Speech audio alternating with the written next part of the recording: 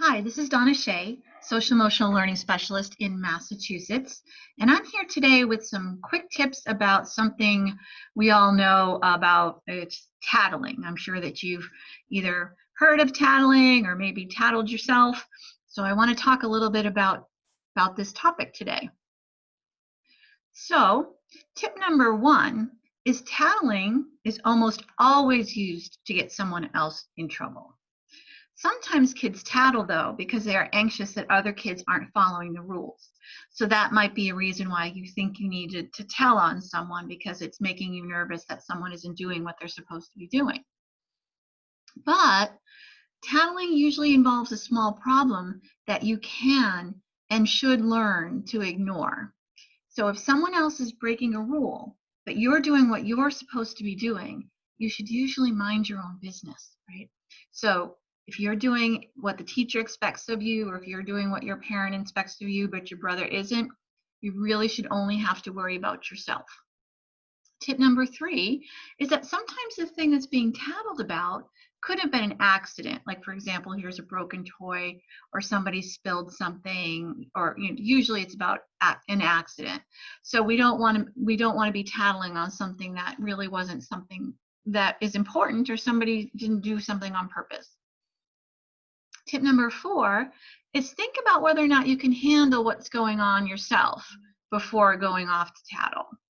You can ignore it or go find something else to do if somebody's doing something that either you don't like or you don't agree with. Tip number five is kids who become known as tattletales have a harder time keeping friends.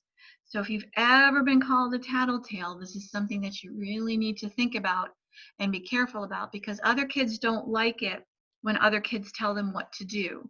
So it's really important that for the most part, it's the grown-ups who are in charge and take care of things. So if you've ever been called a tattletale, pay close attention to that, because you're being given some valuable feedback about some things. Tip number six is if someone is doing or saying something you don't like, you can use the no, go, and tell strategy. The no, go, and tell strategy is first you use a stick up for yourself sentence, such as, no, I don't like when you do that, and I want you to stop. So when I'm working with kids about confidence and being assertive about what you need and you want, sometimes this step is missing. So the first thing you let somebody know is that you don't like what's going on. Then if the person doesn't stop, the next thing is to go, or to find someone else to play with or something else to do. So you just remove yourself. You say, you know what, this isn't any fun anymore. I'm going to go do something else.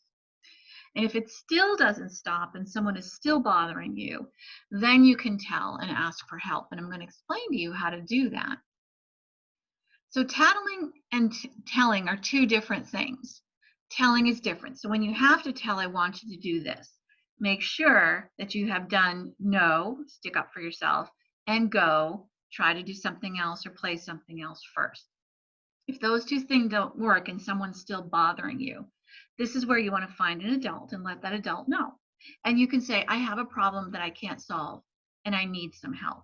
Because when you talk to an adult that way and you say, I need some help, the adult is going to listen to you much differently than if they think you're tattling. Tip number 8 is other times that it's important to tell is when the problem is a really big one, such as somebody got hurt or someone is bullying someone else. You definitely want to report that and tell a grown-up. Telling is to keep ourselves or someone else safe. So if you see someone that's doing something that might hurt them or might hurt something else, whether it's either physical hurt or emotional hurt, we definitely want to make sure we let somebody know about that. And tip number 10, I'm going to tell you a story about tattling. So when I was working with a couple of kids, we'll call them Gabby and Taylor. Those not their real names, but so one day I was working at Peter Pan, and Gabby came running towards me to let me know that she's like, Taylor's writing bad words on the blackboard. And behind her was Taylor looking like all scared that he was going to get in trouble. And I said to Gabby, I said, you know what, Gabby, that's tattling. And I don't really want to hear about it. And Gabby didn't know what to do, because she was trying to get Taylor in trouble. And I didn't respond the way she thought she was going to. And of course, Taylor was like all relieved that I said that.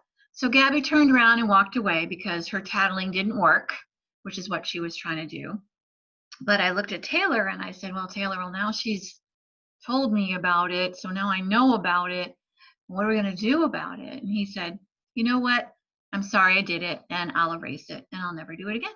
And I said that would be just fine. So Gabby didn't get what she wanted, which was to get him in trouble. And then I was also able to nicely teach Taylor that, you know, he already knew that what he did wasn't okay. And so he was able to fix that, say he was sorry, and make amends for it. So that's a few tips about tattling. It's really important for friendship that you don't want to become known as a tattletale. If you like the tips that I give you, my friend and I wrote a book that has 500 of them, so many more tips. That's on Amazon. And then if your parent is interested in some of the work that I do, or your guardian here at the Peter Pan Center in Massachusetts, they're welcome to take a screenshot and get in touch with me, and I would love to hear from you. So thanks for joining me with these tips today, and I will look forward to seeing you in another video.